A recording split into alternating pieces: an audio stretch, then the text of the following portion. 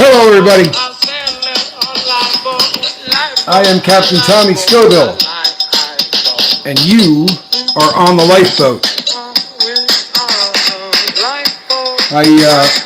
Once again, I want to do a big shout out to Adam from Marfuga News for hooking us up with a theme song. You guys will have to weigh in on which of the clips that I use that you guys like the most, because there's like 15 minutes of this. I'm not exaggerating. But he just does, he gave us a lot to work with. Let's put it that way. He gave us an awful lot to work with. Marv has got it going on. All right, peeps. So, if you saw the thumbnail, you know that today I'm going to be talking about loyalty. And this is a really cool subject. And it's one that I honestly don't think I've ever talked about on the lifeboat. And if you knew how rare that is, you know, you do 700 of these things, and there's a really good chance you will have talked about almost everything. Am I late? No, I set my watch wrong. It's got me at, yeah. Okay, so, yeah, I've talked about just about everything at one time or another on the lifeboat. So this is one that I probably have not touched on. I mean, I've talked about it in one way or another, but I've never done an entire show on loyalty. This morning's video, if you missed it, this morning's video was a long one. We did a full show this morning, and we did it on forgiveness, forgiving yourself, and the fine line between forgiving yourself and owning it. And this, believe it or not, ties in dramatically with this morning's. So if by some chance you haven't caught it, you might want to, because there's going to be some references going back to this morning's video. But one of the driving forces in relapse and in not making it, one of the driving forces is that, hold on, I just got a text, and this has to be an emergency or I wouldn't have gotten a text. Thoughts and prayers for Charlie's mom, please, everybody. Please. I mean, I can't tell you how much that would mean to me. Charlie is one of the best here, for real. He's just a great person. Thoughts and prayers going out to Charlie's mom. So, guilt is one of the number one drivers. I've talked about this a lot. Guilt is one of the number one drivers that makes people stop being sober. It makes people relapse. Guilt drives relapse again and again and again. And when you start breaking down guilt, one of the absolute biggest causes of guilt, you know, you say, well, it's because I did this, it's because I did that. It's because you traded your loyalty to everything for a loyalty to drugs.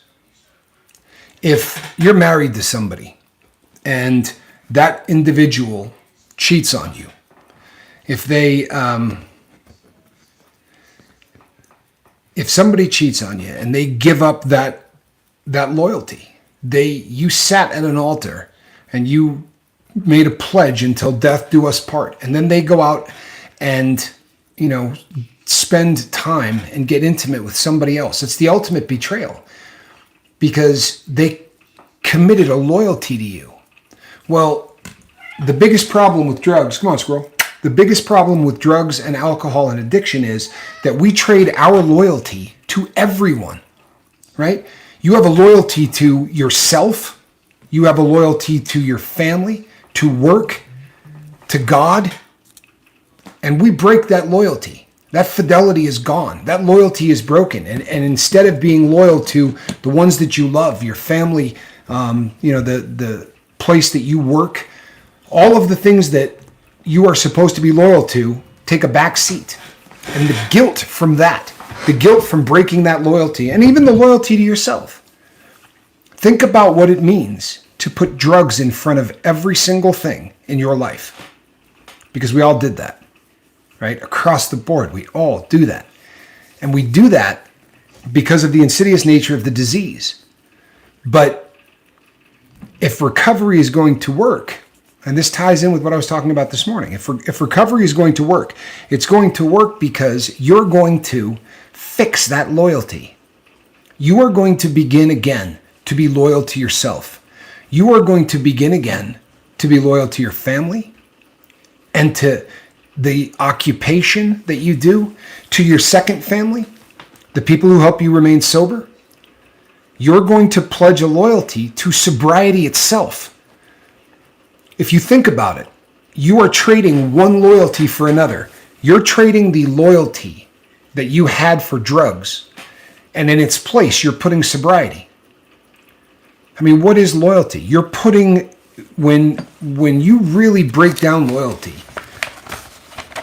you can do the cheesy, here's the dictionary textbook definition of the word loyalty. I preferred one that I read from a coach, where he said loyalty is a cohesive force that forges individuals into a team. Right? That was a pretty famous coach, John Wooten, who said that.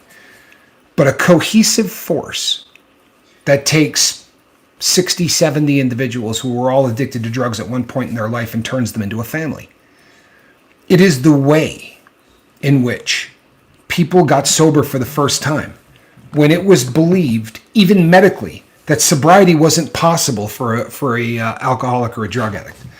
You know, we talk about this a lot on the boat, but there was a time in the 30s. We're not talking about 500 years ago. We're talking about a time less than 100 years ago where people didn't believe this was possible. They didn't believe that what we're doing here was possible. They thought that once you became addicted to a substance, you would be addicted to it for your entire life, right? Keep them away from guns, keep them away from machinery. And the way they did it was two individuals, who pledged their loyalty to each other instead of the drug. They weren't ready yet to pledge a loyalty to themselves. So when people say, you got to do it for you, the first two cats didn't. They wanted to stop, but it wasn't that I'm going to do this. They pledged a loyalty to one another. I'm not going to let you drink tomorrow. You make sure I don't, because I know I can't stop myself. But I bet I can stop you. I'll hang with you all day long tomorrow. I won't leave your side, and I'm not going to let you get high. And you just don't let me get high. And if they didn't do that, we wouldn't be here. For real. Two individuals that bucked the medical community and all of the things that that modern science believed was drummed out of there by two addicts. So the question becomes, where does your loyalties lie? And I'll tell you something, loyalty is a really tough thing, because in this day and age, it's possible to believe it doesn't exist. We live in a world where, maybe because of the World Wide Web or whatever, but we live in a cancel culture. There was an article written in Rolling Stone that talks about how cancel culture is the new freedom of speech. Wrap your dome around that. Cancel culture is the new freedom of speech. Because of the ability to cancel someone, this means that we now have made speech free, because if you say something that we don't like, we'll get rid of you. That is the exact opposite of freedom of speech. But because of this cancel culture, somebody that you talk to on Monday who says, we're homes, right? You're my homie. I love you. I trust you. You're my friend. They will cancel you on Tuesday because you said a word they don't like. Or they found out that when you were 16, you wore the wrong Halloween costume. The things that people get canceled for these days is absolutely amazing. But it has meant that loyalty has taken a hit. In fact, I'm not surprised when I meet somebody who's not loyal. I'm shocked when I meet somebody that is. Because the vast majority of people don't understand anymore what loyalty is. I don't think we fit into that category, people. I really don't. You know, when I was a kid, I was a pretty big fan of a band called the Grateful Dead. And you would see bumper stickers every once in a while that would say, who is the Grateful Dead and why are they following me? Right? And the really funny thing about the Grateful Dead is that nobody seemed to be able to figure it out. You know, no one could figure out why all of these people would literally go on tour. So if the Grateful Dead did 46 shows in a year, the person was going to see every one of them. at the exclusion of all else, right? Work, whatever. They all had their little hustle that they would do on tour. Somebody would be selling vegetarian burritos, and they would sell enough at each concert to buy the next ticket and get the bus fare or whatever, air travel, to get to the next one. You know, some people sold this, some people sold that, a lot of people sold drugs or whatever, but everybody made sure they didn't miss the next show. And there's a very famous story, it was based on one of the songs, where people would buy an extra ticket to the Grateful Dead shows. If you had money and you had just a little bit extra, you would buy an extra ticket, not to sell it, but to give it away. Because the loyalty that people felt toward that band made them understand what it would feel like if they couldn't come up with a ticket for the next show. Where if you had seen 50 or 60 of them in a row, and the legend goes that a girl put one finger in the air and was walking back and forth in front of the stadium saying, "I need a miracle."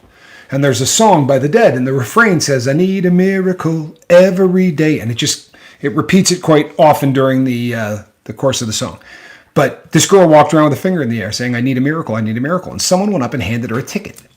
And as the legend goes, this story got a lot of people talked about it, and it sort of has become part of the fabric of the Dead. And so when you went to a Dead concert, there'd be 150 people walking in front of the stadium with one finger in the air. And if you were one of those people who just happened to have a little bit more money and you had bought an extra ticket, you would walk up to somebody and bless them with a ticket. Not, "Well, how much money you got? You want to buy this?" No, that's capitalism. And that's fine. But this is loyalty. These were people who were so loyal to this band that they understood the loyalty of the people around them.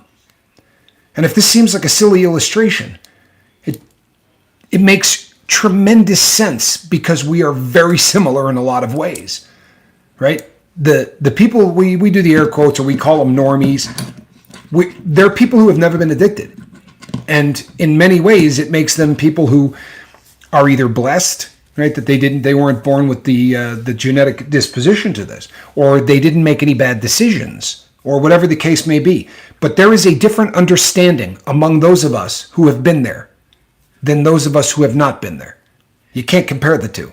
You honestly can't. It doesn't mean that they don't love you. It doesn't mean that they don't care for you. They would do anything for you. But they can't do what is impossible, which is to understand why you did the stupid things that you did. They forgive you for them because they're the salt of the earth. They forgive you for every one of your mistakes. Better than that, they forgive you for your mistakes without the ability to understand. An addict can forgive an addict really quickly because we understand what it means. We understand why they did what they did. But for a person who is not an addict, to take all of the things that we did to them and forget them and say, "You know what, I know that it was just that stuff." They don't understand, but they're willing to try and to forgive us. So when we do that us and them thing, I think we got to be really careful. I think we really do. We got to be really careful. I love the loyalty among those of us that have beat it. I really do.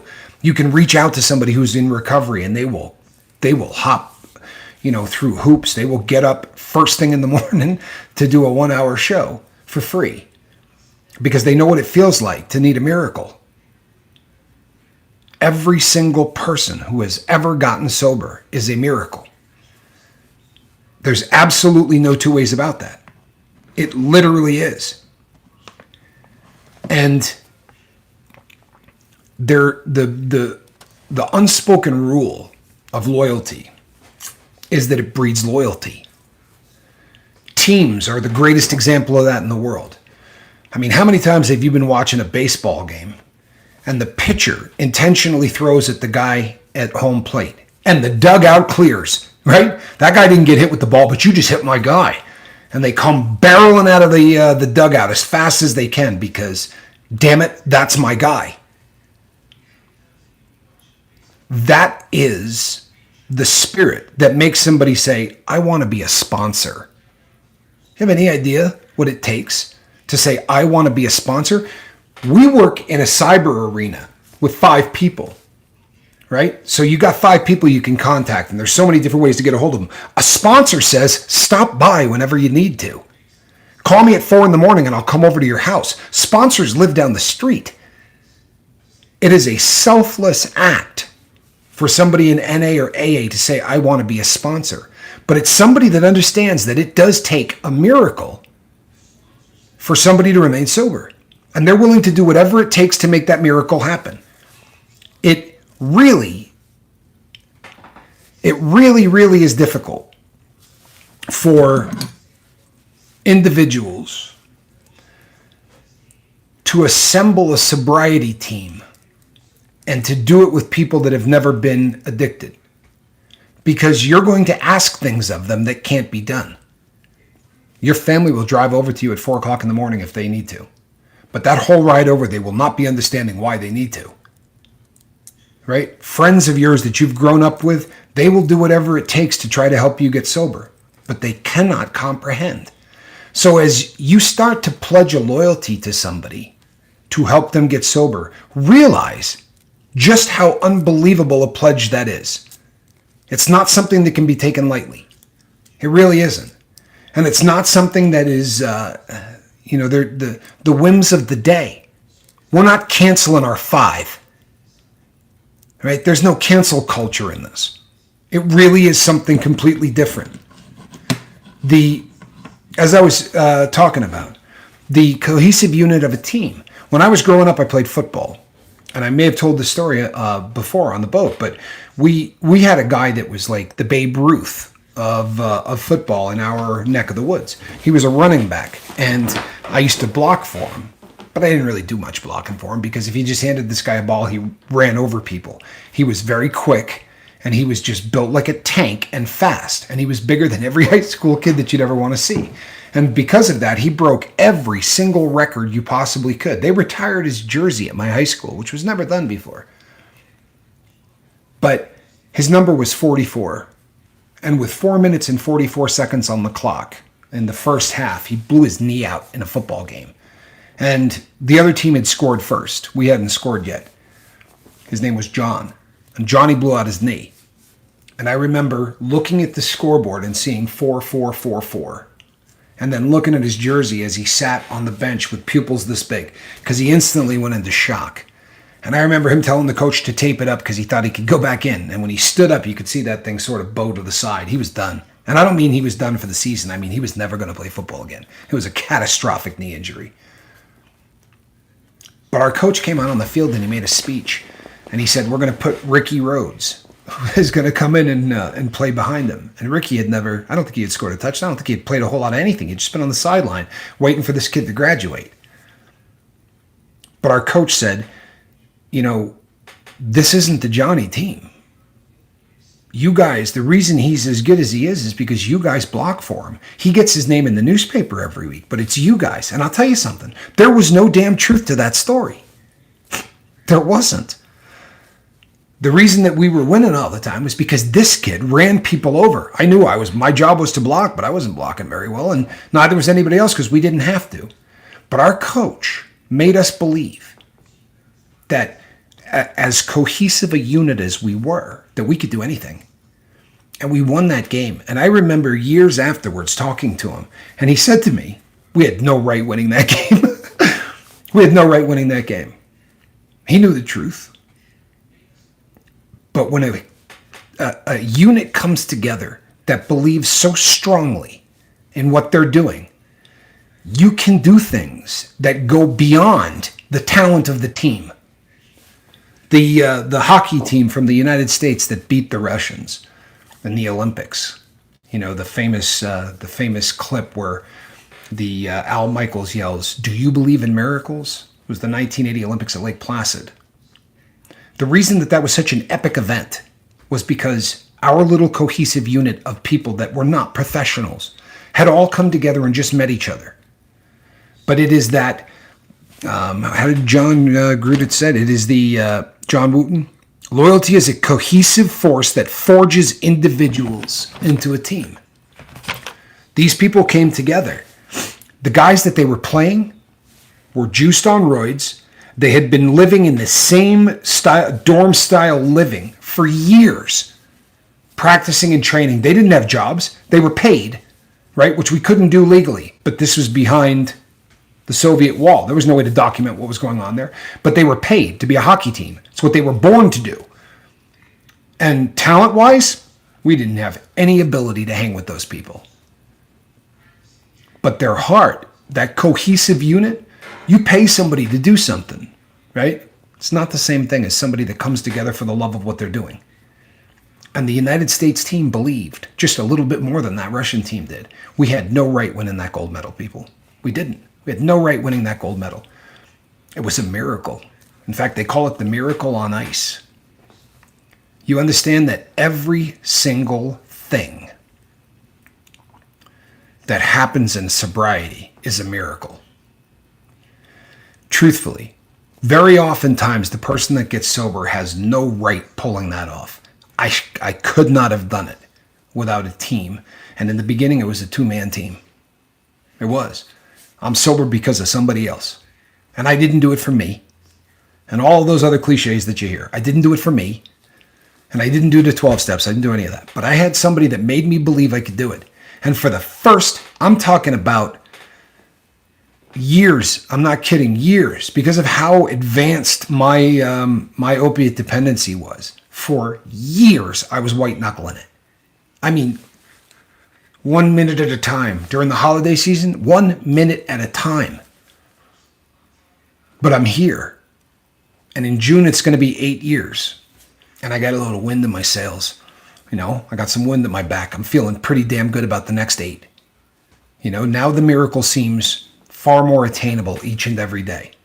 It would really, there's just no chance I'm ever going to use. You're not supposed to say that, but I'm not going to. I got through the really hard days. And was it a miracle? You bet. It was. But there was a cohesive unit. And the longer I was sober, the bigger that unit got. People email me and they say, you know, you can take a day off. I'd rather not. Honestly. If I have a bad day, I come here and I talk about my bad day. If I have a great day, I come here and I celebrate it with people that understand. That understand why it can be a celebration to just say, I didn't even think about dope today. Right? If you say that to somebody that doesn't quite understand it, if there's somebody that doesn't get it, then they'll go, well, that's good. You shouldn't be doing that any day, right? But if you say that to somebody that understands, if you say that to somebody who has been there, they're going to go, man, I remember the first day that at the end of the day, I went to go to sleep and went, holy crap, I don't remember the last time I thought about getting high. And that feeling that just floods your body, you know, that absolutely floods your body with joy. That realization that this is possible, man. You know, I had a day that I didn't think about this. I may be able to do this. You know what makes people believe that they can do it? Other people that they can see who have done it. I'm not doing this presentation to try to make all of us come together more. We don't need to. The loyalty I really want us to get a handle on is loyalty to our sobriety and loyalty to ourselves. And if you believe, loyalty to your God, right? The family and all the rest of the stuff will come after it. But I'm going to tell you something, and this is, when you get a whiff, that first scent of somebody that is disloyal to you, they don't need to be part of your sobriety team, and they don't need to be part of your life. It doesn't mean that you can't talk to them, spend time with them, but as addicts, if we put our trust in somebody and that trust gets rocked, it doesn't do to us what it does to other people. It's devastating. It's devastating. As addicts, we learn to not trust anybody. Hell, we can't trust ourselves. So we become these people who do not trust.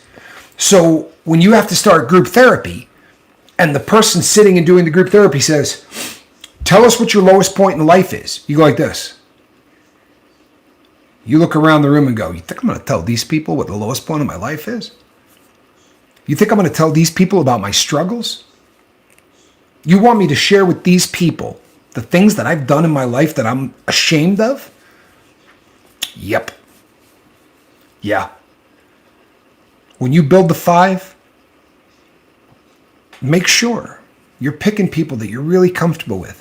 Make sure you're picking people that if you've seen them in this environment, that everything they've done, all the things they've said, really sync up with what you're doing. Because you're going to need loyalty in order to tell somebody your deepest, darkest secrets, which happens. That's part of this process. You understand, people, that the first mountain we climb is getting that crap in the rearview mirror, right? Getting dope out of your system. The first real struggle is 72 hours. Because whatever your substance of choice is, it's going to be in your system for the first 72 hours. You're still going to have a little lingering. And after that 72 hours, it's gone. Now, technically, you're clean. You might not be sober, right? But you're clean. Once that clean happens, now we start counting time, right? Now we start saying, well, I made it a week. That first week's tough. That first 2 weeks are really tough. And then you start feeling that pink cloud, man, I might be able to do this. If that's where you're at, if you're in that first 14 days, may I recommend that you take your journal and give loyalty to sobriety. Make sobriety a thing. Make it a living, breathing. This is something that I'm telling you, my sobriety is my prized possession on this planet. And there's nothing that I will allow to come between me and that. That's where my loyalty lies, more than anything. I love every single person on this boat. And if you jeopardize my sobriety, I will never talk to you again. For real. If there's somebody that consistently makes me feel like I want to use, they're not going to be a part of my life. Because to me, sobriety is my number one loyalty. That's where my loyalty lies. And I'm going to get some hate mail about that tonight. I'm going to get people to say, you can't put anything in front of your family. If you don't put sobriety in front of your family, you won't have one. Bank on that. You don't put sobriety in front of everything. My relationship with my God comes before my relationship with my family. That's got to be the most important thing to me. But if I'm not sober, I will not pray. I promise you. Guilt will take over and I won't do any of that. I won't have all of the things that mean something to me. They all hinge on sobriety. Well, then that better be my number one damn priority. And how do you tell a person's priority? Well, are they loyal to it? Deadheads quit working. They didn't have jobs. They had the dead. They had the dead, right? And the people that all went there, that was their family, that was their life, that was their entertainment, that was their way of making a living. Everything in their life was that. Does it make sense? I'm not here to tell you it was a great lifestyle or not a great lifestyle. Whatever that means to you. I'm telling you that there was a loyalty there that the rest of the world didn't understand. I lived through the deadhead craze, and people just scratched their head. Didn't make any sense to them. For real. They didn't make any sense at all. And I'll tell you something. If I tried to explain it, most people wouldn't get it. But I saw an interview once that was amazing. A woman said, she was interviewing Jerry Garcia. And if you're not familiar with the Grateful Dead, Jerry was he was basically the soul of the band, right? There were a lot of people in the band, but Jerry was sort of the lead, even though he didn't sing most of the songs. A guy named Bob Weir did, but Jerry was sort of the heart and soul of the Grateful Dead, and he was a guitarist and a little bit overweight. They used to call him the Fat Man. But she said, I just met a guy in the parking lot who said he has seen 160 shows in a row. And Jerry kind of chuckled a little bit. And he said, ooh, that's a lot. He said, even for the deadheads, he's like, that's a lot. And the woman said, maybe you can make me understand why these people give up everything and follow you around. And he got the most unbelievably perplexed look on his face. Like he truthfully didn't understand what she just asked. It was obvious. And he said, no, they're not following us around. And she said, yeah, the Deadheads, they go to every single show. He said, no. He said, a really long time ago, a guy named Ken Kesey had a party. And we got lucky enough to be the band that got invited to the party. And that party never stopped. And it goes from place to place. And we're just the house band that plays at the party. He said, we're following them.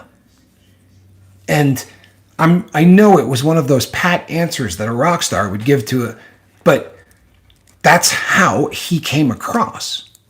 He didn't look like a rock star. The guy was wearing hush puppies and corduroy pants. He just didn't really look the part. And he didn't, give in to the ego or any of that other stuff. People, when you get sober, all of that crap has to be thrown away, right? You build a persona when you're a drug addict or an alcoholic, and it is based on lies across the board. Depending on what your substance of choice is, the lies that you tell yourself and other people are different, right? They really are. I don't want to pick on any particular substance, right? Because the people who are on that substance or would take offense. But there are substances out there that will tell you you're cool while you're doing it, make you feel like you're cool. And those people kind of put on that persona. And there are substances out there that in order to continue to maintain doing, you kind of got to get hard. You kind of have to be less kind than you probably really are. But whatever your addiction was, you created a fake you. You know what that means, don't you? Think about it for a second. You became a fake you. There's no loyalty to yourself at all. Of who you were. You left that. You left that. I left Tommy. And I created Tommy the junkie. Who was meaner. I took a different name. I took a nickname. And the nickname was... When you get to... if you're incarcerated, you get there. They don't say, hey, what's your name? They don't. I've never heard that once. You walk into a unit and they go, what do they call you? Everywhere. What do they call you? Because no one's saying their name. No, you created a persona. You know how many times I met somebody named Psycho? Right? Killer. People who called themselves homicide. Drug addicts. That wanted the world to look at them like they were hard. Or whatever the case may be. Whatever that fake facade. You stopped being loyal to you. You became loyal to a drug. You know? You look at the Grateful Dead heads and you go, those guys are crazy. They followed a band from place to place. Well, at least they were doing something. They were listening to music, right? They were doing something. How is it that that's crazy while we followed a drug? We followed booze. What did we get out of that? Other than the high. And we had to sell our soul. We had to trade in everything for who we were. My loyalty to God was gone. My loyalty to my family was gone. My loyalty to everything except heroin, which I was loyal to beyond anything. I've told the story before, and it is the hardest story that I promise you people, this is the hardest story for me to tell on the boat. In any way, this is the hardest story. But I'm going to tell you. Because I think it gives you a picture of exactly who I became. Giving up my loyalty to everything important. I was on vacation. And I brought travel dope. Because you can't travel without it. You'll get sick. And the night before, I was rooting around looking for tinfoil. Which is not something somebody does on vacation. And I was spotted in the process of doing this. And I went off and fixed, and then I went to bed. And when I woke up in the morning, I put my shorts on that I was wearing the night before, and the dope wasn't in the pocket. I found a bit of a torn baggie on the ground, but there's no dope. So I started to panic. And I'm looking around the house, and I went into the kitchen where my sister and my mother were eating. And my sister said, their dog's name was Bandit. And she said, we may have to go to the vet. Bandit is really sick. I don't know what's up, but he's throwing up. And I went, oh my God, the dog ate my dope. Oh my God, the dog ate my dope. Right? The dog's going to die. And I thought about it. I didn't want anyone knowing that, that people thought I was clean. And I said, you know what? I don't want the dog to die. I'm going to tell you something right now. The dog ate drugs. I had drugs. The dog ate them. That's a low moment. That's a low moment. But my mother said, no, the dog didn't. I have it. And I can assure you that in all of the time that I've done on this planet, robbing banks, going and getting put in a jail cell, nothing was lower than that moment. And the moment that followed, because I kind of view the whole thing, because in the moment that followed, I said, I need that back. because the fact that I was caught and the fact that these things were now out in the open, they weren't important. What was important was in 6 hours, I was going to be viciously ill, and I wasn't ready for that. I couldn't do it. And I need that back. Like, you don't understand. I need that back. And the disappointment, when that was handed back to me, the disappointment, and my mom was there, my sister was there, everybody just looking at me like, oh my Lord, look at you. This is what it's come to. It was absolutely the most gut-wrenching. And of course, you get rid of gut-wrenching when you're a junkie. You do some dope, right? And within 20 minutes, I was over it. Until the next time I was sober. But that moment of my life is something that if I start doing the guilt train, that's one of the ones that really slaps the crap out of me. And if you really look at it, it's because my loyalty was not to my family, not to my sister, not to my mom, not to anybody, right? Certainly not to God. My loyalty was to that bag she had in her pocket. I need that back. People, where does your loyalty lie? Where does it lie? Because if your loyalty today is in a bag of dope, your life sucks. You can convince yourself one shot at a time that it doesn't, but your life sucks. If your loyalty is in a bottle of booze, life sucks. You don't have control. You are no longer loyal to yourself. You're no longer loyal to your God. You're no longer loyal to your family. That's no way to live. And you know what? I'm talking from experience. I'm not judging anybody. I'm telling you, I spent decades there, and it is the worst lifestyle in the world. It's the lifestyle that makes you wish every single morning that you don't wake up, because it would just be better to not have to do that anymore. I'm here to tell you today that if you change your loyalties, you can change your life.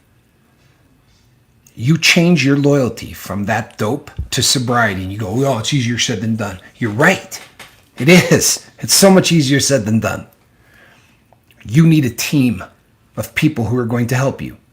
You need to find people who have already done it, because they will prove to you in an instant that it's possible.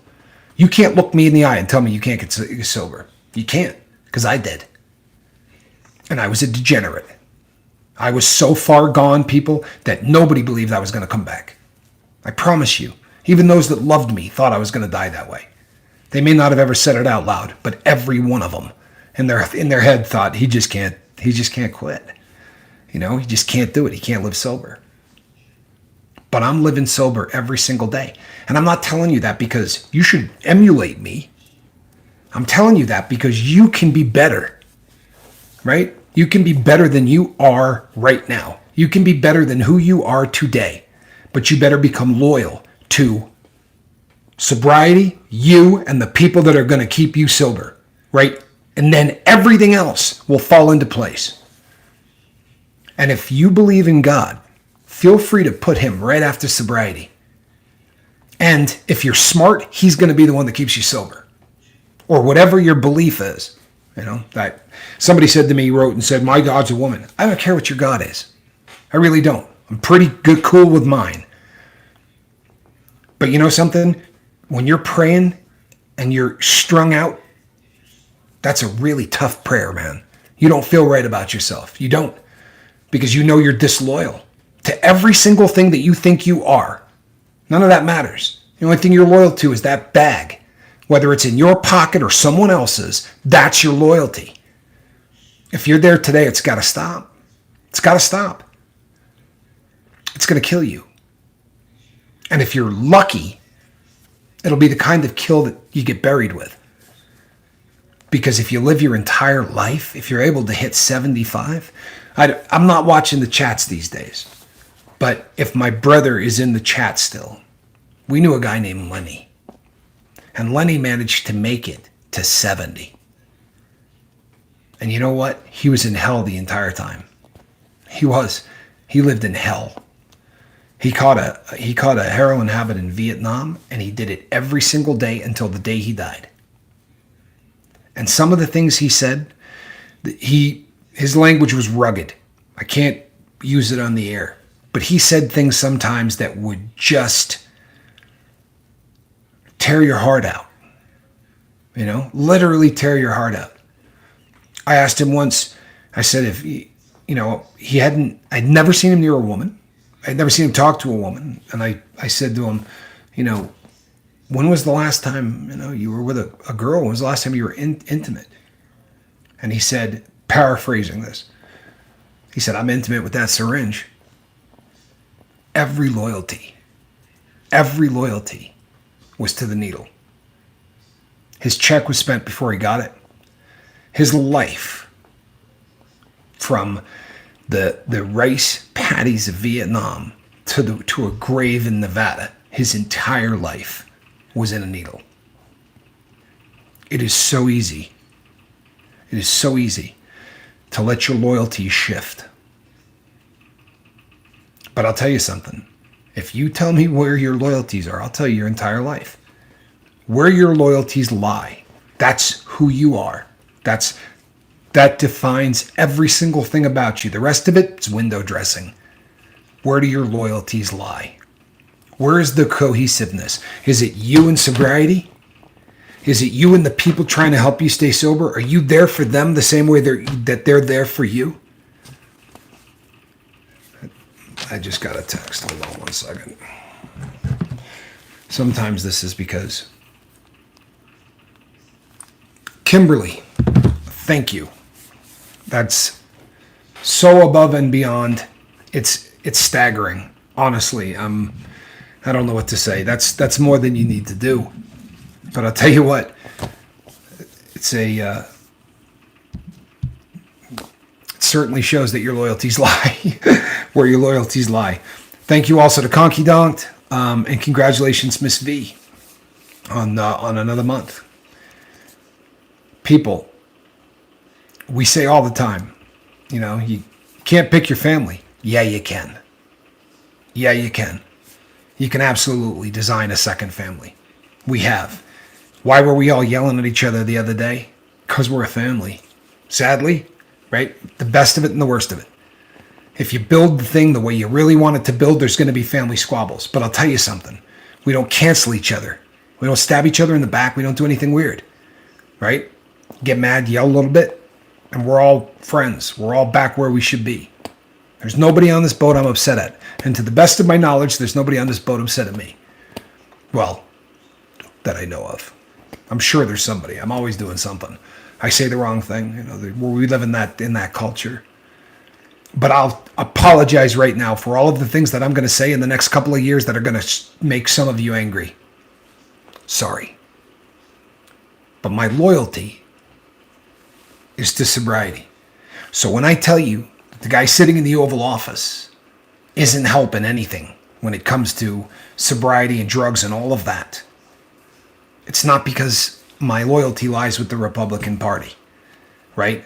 Or I hate the Democratic Party. My loyalty is with sobriety.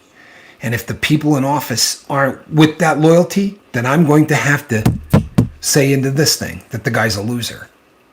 If not, I'm not being true to me. And being true to me is loyalty to myself. You understand? I hope this makes sense. I want everybody here to be loyal to themselves, to sobriety. If that happens, then your best days are in front of you. And I don't care what happened behind you. I talk about some things from my past, and sometimes I talk about days where, there were times I made good money, and there were times I lived pretty exciting stuff. They sucked. They did. Days when I had a ton of money. I worked as a public speaker for a while and had a run that was just, I worked as a public speaker for a decent amount of time, but for a while I worked with a company that was paying obscene amounts of money, and my life sucked. They did. Because it didn't matter how much you made. Right? There was always that tax right off the top, right? The loyalty tax. Take whatever you want and give me back what's left. That's the loyalty tax. right? Take as much money as you want, dope, and make sure that I stay a little bit, don't, get enough to live on, maybe enough to eat, maybe enough to buy the kid diapers or whatever. You take whatever you need, dope, and I'll take the rest. That's the life of an addict. And you know what? If you got to steal gifts that you bought for your kid and go pawn them so that you can get the next bag, it's not gonna stop you, because your loyalty lies with dope. I'm here to tell you that you can achieve the same happiness that you believe you're getting out of a needle, right? Or out of a bottle. That happiness that you think you got, for the record, it's not happiness. But you can be the happiest version of yourself ever, right? Ever. You can be the happiest version of yourself without a substance. And if you're sitting there right now going, man, you're watching this tonight, hours after I did this, and you're going, nah, man, I just don't see it. You don't see it because you got dope at the helm. Everything in your mind right now, your loyalty lies with dope. So you're not even allowed to have that thought, right? It's literally brainwashing. You brainwash yourself, and then you hand the control of who you are over to a substance. And in the process, you turn your back on your family, your God, your work, your life, your mission. All of it's gone. Loyalty, people, is the key to forgiveness. Loyalty is the key to putting everything that you've done in your life into the rearview mirror. I'm telling you, after catching this, make sure you catch this morning's show, because the two of them will mesh like this. You will understand what I was talking about when I say owning your past and being able to forgive yourself at the same time. Because that seems like a tall order, doesn't it? I mean, I got to admit that I'm this much of a dirtbag and that I did this, this, and this. How can I possibly admit all of that and then somehow forgive myself? Because you're going to realize that when you handed over your loyalty to a bag of dope, that you had no control over who you were anymore. None.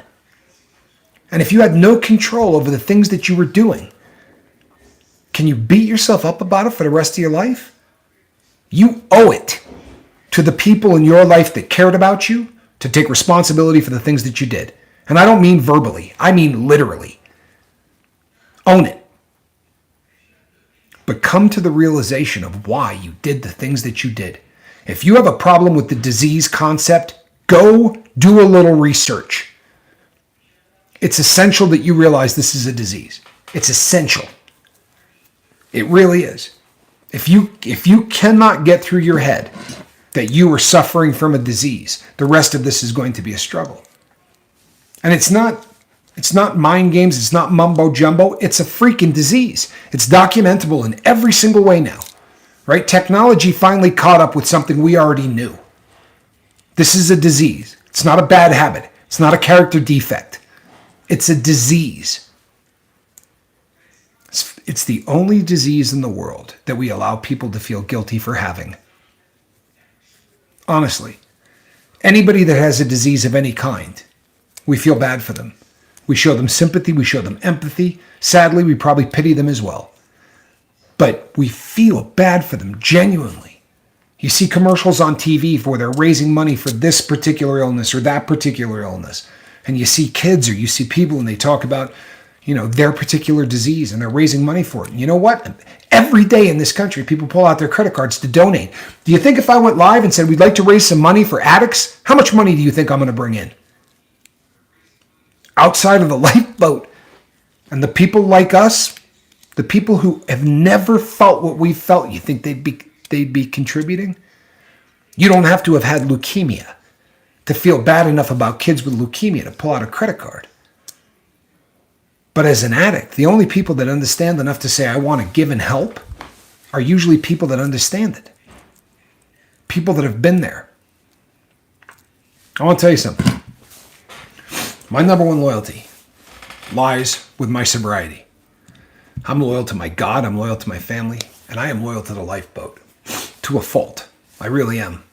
I believe in this mission. I believe in every single person here. And I know that we're changing lives. And I'm not saying I'm saying we. I know we are changing lives. You know how I know? Because when someone's life really changes and they're no longer living the life that they did, they can't stop telling you about it. And I love it. I really do.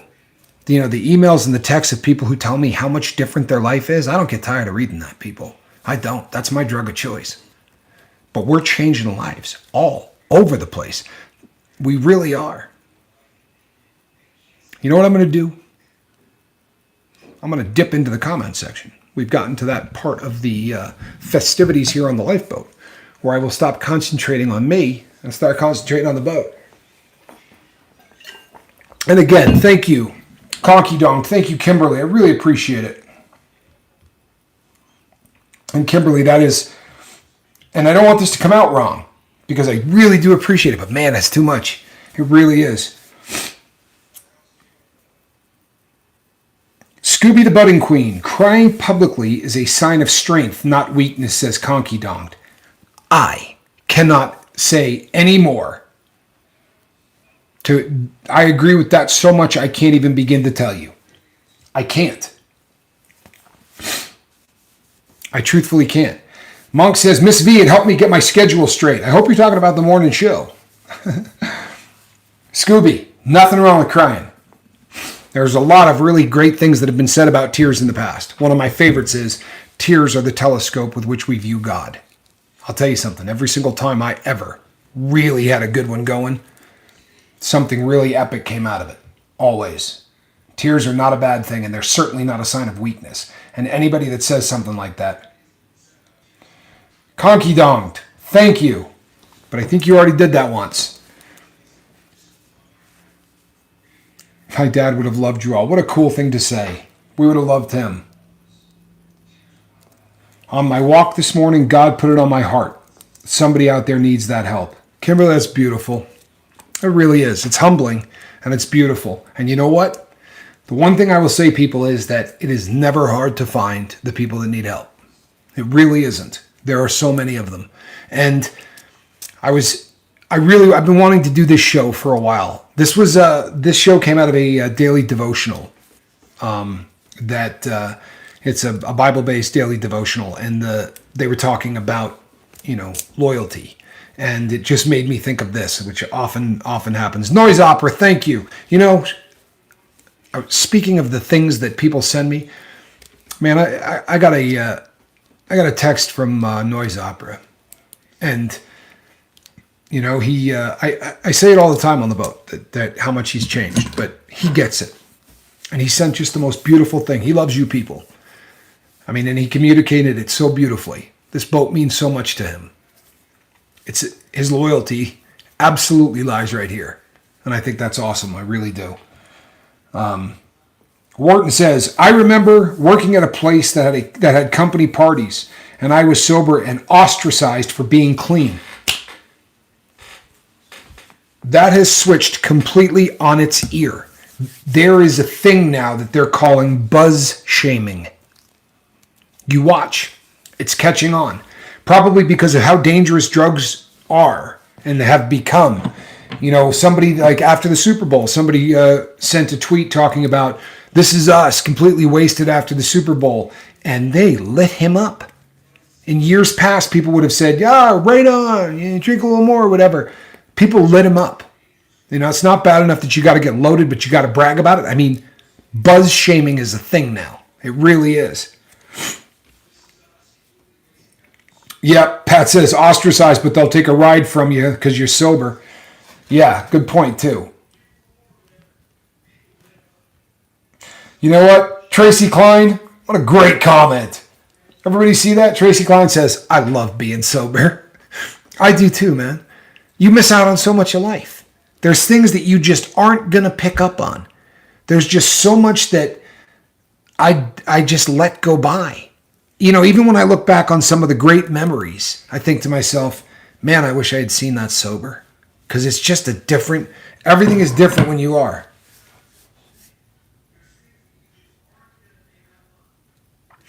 Chuck Norris says, hey everyone, how are you? Sorry I haven't been on. I've been with my lady in DC. I'm still clean. Not planning to go back ever.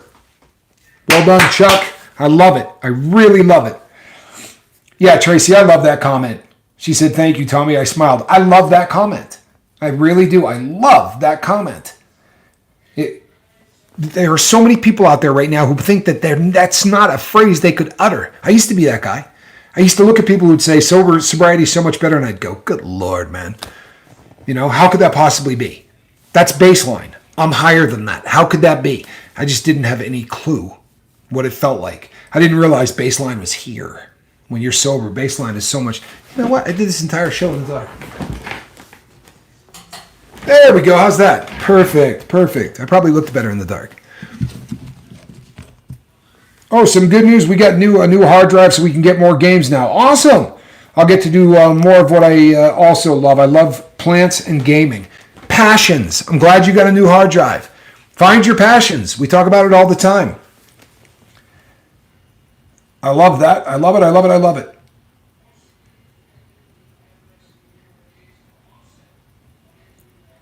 See y'all at Mark's. Which Mark are we going to see? Barella? Tell me which Mark we're going to see, because I'll be over there. Are you talking about Pyres or are you talking about Wages? Which Mark is going? Because I know Pyres goes live every night, and I try to catch him. Even when I'm not there, people, it's because I'm not commenting, but I'm usually there. Dyer the Madman says, been quiet in the chat tonight. I really clung on to the whole Deadhead thing. Probably my love to music, but it strung me all the way to now. Very cool, Dyer. I'm glad. I really am. I'll tell you something, people. I understood the Deadhead thing. I really did. I was a huge fan of that band.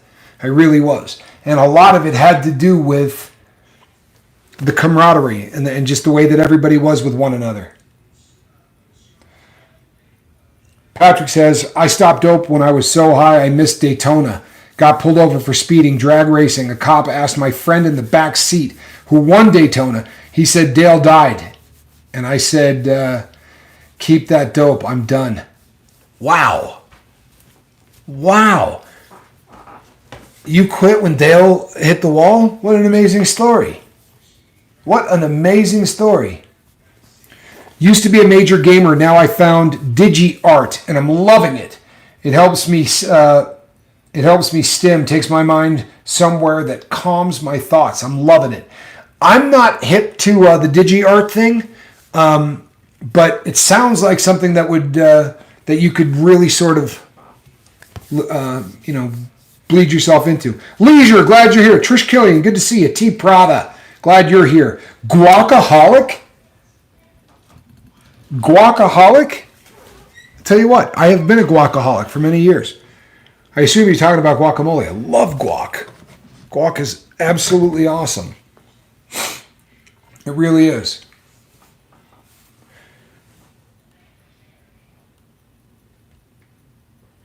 Yeah, prayers once again for Charlie's mom. People, please. Zenwen, good to see you. It was great to hear your voice today. I talked to Zen. Zen has a great voice. Seventh Son, we love you too. We really do. Gotta go. My brother's going because he is going live on Chase the Heat at the top of the hour.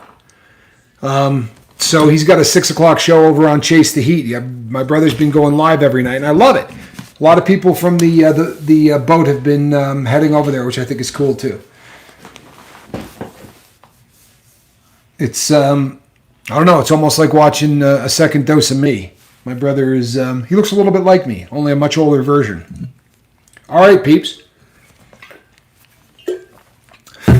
I also appreciate all of the feedback. There's been a lot of people that have been talking and sending me messages about how we are doing the show currently, because obviously the show is now a little bit different with me not concentrating on chat the way that I was doing before. And I'm a lot more comfortable doing it the way I'm doing it. I hope everybody else is grooving to it. I'm baking cookies this weekend for the girls at Ohio Reformatory for Women. Easter treat for them through the outreach program. Kimberly, that is one of the coolest things. I can't imagine what it would have been like that, to get something like that. We were not, with guys, they were always worried somebody'd be putting a gun in a cookie or something, or drugs or whatever. But I really do appreciate that as a concept is just one of the coolest things. Squirrel just stepped on something out of the basket. Isn't that nice? She's a good kitty, but she's a little bit naughty, I'm not going to lie to you. I like board games too. It gets me together. You know something? Board games. When we lost board games in this country, thanks, Leisure. I love this boat too. When we lost board games in this country, the country started going downhill. Board games, it brings people together. It brings family together. Board games were awesome. I will see you people tomorrow morning at 5 a.m. Remember, always live on the 5s. I'm Captain Tommy Scoville, and we will see you on the deck of the boat. And this is a cat in the basket.